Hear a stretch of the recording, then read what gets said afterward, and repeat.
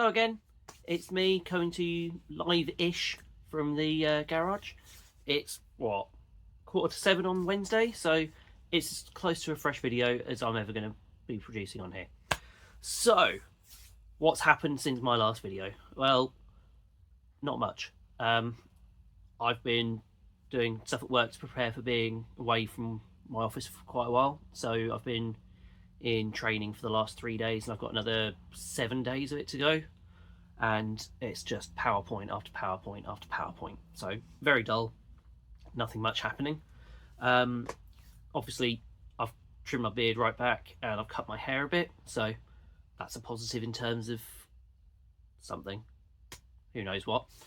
In terms of my challenges, I've got a couple of pickups to do with completing games. I don't remember which games I've completed for which one, so we'll see what happens there. And in terms of weight loss, going by the scales at Man v Fat, I'm losing weight consistently still. Going by their scales, I'm down to 83 kilos, which I think is about 13 stone 1 or thereabouts. Whereas for the last 2 weeks on my scales, I've been stuck at 13 1.2. which means that I don't get any games for losing weight from Hannah. But what I'm going to be doing is I'm coming towards the end of a season with Man v Fat, and since I've started my new diet, a lot of my bloatedness has gone, and although in terms of BMI and stuff I am still overweight, looking at myself in the mirror, I don't think I'm fat enough to be doing fat bloke football. So I think I've got 4 more sessions that I've paid for, so I'll probably do those 4 and then I'll stop. But I've learnt about another football thing that some of my friends do on a different day, which is half the price, so I may well start doing that. But we'll see. Other than that, I've been doing a little bit of testing the water and asking questions and research for a little project that I've got in my mind. I don't know whether it'll be a decent project. I don't know whether I'll be any good at it, but I want to give it a try. I don't want to say too much at this point in case I lose enthusiasm for it and then don't do anything with it. But I've got a little project in mind, and with that in mind, I would like to massively thank Jorge for his assistance the other night, in terms of showing me or discussing with me what I would potentially need to do. But in terms of updates, that's where we're at. So I don't think you're really here for the updates and what's going on in my life. I think you're more interested in what games I've picked up. So I'll start with the ones that I've got for completing games, even though I can't remember what I've completed to get them. So the first one I've got is Sonic Chaos for the Master System, which obviously it's one that I had when I was younger. I've not played it since I was about 10, so close to 30 years since I last played it. But it's another one for the Master System, and I've only got 2 more that I had for the Master System when I was younger. So once I've cleared them, I've achieved what I want to achieve with the Master System collection.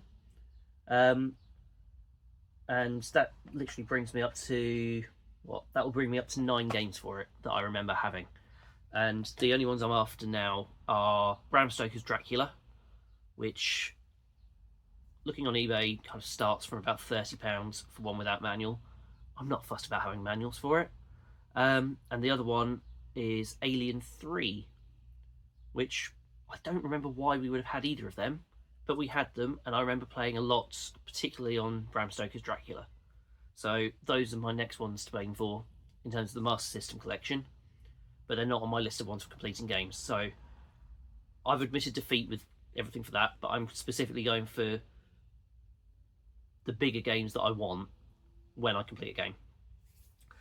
And talking of ones that I get for completing a game, I now have Tekken 3 for the PlayStation 1, which is one of the very first games I ever played when my uncle brought his then girlfriend over. We played this and Worms Armageddon just for the whole day. I've not played this again since I picked it up. So it'll be interesting to see how it holds up compared to the fighting games that I've played more recently with my children. But in getting Tekken, I was trying to get it for the right kind of price and get it all complete and everything. And I was finding about £20 to get it complete with manual. And so I thought, let's see if I can find anything in a bundle to see whether there's other stuff I can add to the collection in the same time. And in the end, I paid a grand total of £15 to get 6 games, including Tekken. So, the next ones I've got are Street Racer, which I've only ever played the Mega Drive version of this. I don't know whether this is an updated version or whether it's just a conversion, but that's certainly one that I can play. The case is absolutely smashed on this, but getting a replacement case shouldn't be the most difficult thing in the world. So there's Street Racer. Then there's Tunnel B1, which you tear through rock and steel. Your only hope for between the enemy and victory lies a devastating weapon. Between you and the enemy lies Tunnel B1. I know nothing about this game whatsoever. If you know anything about it, know if it's any good and worth playing, just chuck me a comment and let me know, because I've got no idea. When I was looking for it on CEX to see kind of how much trading values were, they didn't have it for PlayStation on there. They only had it for the Sega Saturn. So I'm very curious to know what the hell this game is. So, game number 3 from that bundle, Tomb Raider and the Last Revelation, which is that the 4th game in the series? I don't know. I'm not all there when it comes to Tomb Raider. I've played the original Tomb Raider, which has tank control, so I didn't really get on too well with it. And I've also played some of the first one of the reboots that were on PS4. So I've not played a huge amount of Tomb Raider, so I have no idea whether that's worth playing or not. Then we have Soviet Strike, which I believe follows on from the Desert Strike, Jungle Strike, Urban Strike of the Mega Drive era. I know this is one that Retro Gamer Thomas has recommended on the Unofficial Controller podcast before as one of his hidden gems. So that could be one that I'll give a bit of a play to, because I did always like Desert Strike when I was younger. Then we have... Oh, I missed one. No, I haven't missed one. Then we have V-Rally. I'm not a racing game person, but I like adding games to the collection, and I remember people having V-Rally when I was at school. When people had PlayStations, well, I had the N64. So, again, it's not one I'm going to play to death, but it could be fun. Maybe worth doing a challenge on it at some point in the future. We'll see. So, those are my pickups that are linked to challenges. Now, you may remember when I did my video a couple of weeks ago, Hannah and I had a bet in relation to her doing a stream of The Last of Us, and I won that bet. So the agreement was that I could have a couple of Mega Drive games up to the value of what we said she was going to have. We went to the Norwich Gaming Festival a couple of weekends ago, which was good fun. I got my youngest to play Lemmings on the Amiga, and he loved it, so I'll get him to play that a bit more. And we also went downstairs and played a few board games, because Slice and Dice, which is a board game cafe in Norwich, had just the whole lower level for you to just play their games, and they would teach you through them. And we played this really cool game called Hive, where you've got like hexagonal pieces with different insects, and you have to put like your queen bee in, and then join the other insects to it, and you have to surround the other person's queen with pieces. But like ants can move anywhere, grasshoppers can move anywhere as long as they can jump in a straight line, and stuff like that.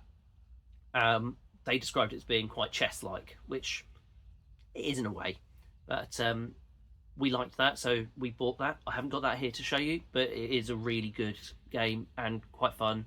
And quite simple to play. So we did that, but also Last Level Games, which is the main gaming shop in Norwich, they had a stall there, and I saw a couple of Mega Drive games that I've wanted for quite some time on their stall. So I persuaded Hannah, if persuade's the right word, to let me have a couple of them, because these are to take me up to 100 games in the Mega Drive collection. So the first one I've got is Indiana Jones and the Last Crusade. I've had 5 minutes on this so far, and I am quite awful at it. I can't get the hang of going through caves and jumping on ropes. I don't know what my problem is with it, but jumping on ropes and avoiding stalactites, just, it is not computing with my brain whatsoever. So no idea what I'm doing wrong, but I love Indiana Jones, so that's one that I will persevere with. But the top pick out of the lot is one of the most expensive Mega Drive games I've ever bought, but it's one that I've wanted for a long time, and that is Michael Jackson's Moonwalker. So that is game number 100 for the Mega Drive collection. So pleased to have this. I've not done particularly well again with my playing of it so far, but playing around with the soundtrack on it, just, it's so much fun. And I'm just really happy to be adding this to the collection, especially making it game 100 for the Mega Drive collection. I will just pivot you so you can see the Mega Drive collection in total. So that's 97 Mega Drive games plus my, 6 Master System games that I've got on there already. Ooh, I'm a bit close there. So, there's that one. Now, after the last video I did, I'm still not quite right. There we go. Carlos reached out to me on the Unofficial Controller podcast Discord after I mentioned about the light gun that I bought. And he has sent me Virtua Cop for the Sega Saturn, so I can use my light gun and give it a go. It's the one that came with the gun back in the 90s. He doesn't have the big box for it anymore, but he encouraged me to play it. I have played it, and do you know what? I was awful at it. Like, I'm awful at most games, really. But it was great fun, and I will be playing that a bit more to try and get better at it. And given that my gun also works for the PlayStation, I'm probably going to... is it Point Blank that has loads of small challenges? I think that's one that I'm going to aim for the PlayStation, because I've always looked for it before with a gun, which is prohibitively expensive. But now I've got a gun, and I know that it works, I can move in that direction. But thank you massively to Carlos for giving me that. You're an absolute legend. Thank you. And the letter that you wrote with it was really nice as well. So we're on to the last couple of bits. As I mentioned again a while ago, I bought myself an Atari Woody, and I was getting ready to test it, and I realised that although I had the console, I had the power supply now and everything else, I forgot to get a game to test it with. So over the weekend, I went onto eBay just to see what I could get for a decent price. And today, Centipede has arrived for me to give that a go. So once I finish this video, I'll be giving Centipede a quick test, or at least testing the Atari, see where I can go. And finally, as you can see, I've got the Spectrum behind me. I've got a few Spectrum games. I just don't have a cassette player to link them together. So, again, I was on eBay the other day, and I got a bit overexcited when I was looking for them, and I put a bid on a cassette player that was spares and repair, and I thought it's probably literally just changing the band that's going to be needed.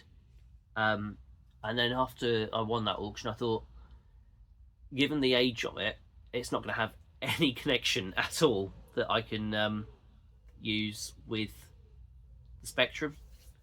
So I have now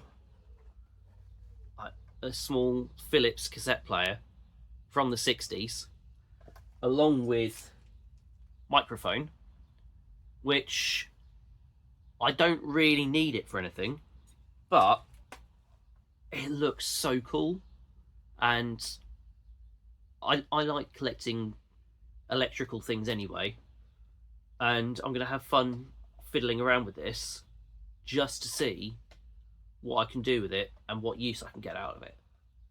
But that was a proper little bargain. £5.50 plus shipping, but I'm going to have far more than £5 worth of fun out of that, even if I can't get it to work at all. But that is ultimately the end of my couple of weeks. You've seen everything that I've picked up. I told you what I've been up to, because I do very little. I mean, in terms of gameplay, I've continued with Uncharted 2 and Ghost of Tsushima so far. I can't get a single game to stick at the moment, so I keep dipping into loads of different ones. But eventually one will stick, and then I'll be able to get something else for completing something. But I've gone off on another tangent, and I doubt you really want to sit here listening to me ramble on about everything and nothing for a little while longer. So, with that in mind, I'm going to say goodbye, enjoy the rest of your week, and I'll see you soon. Bye.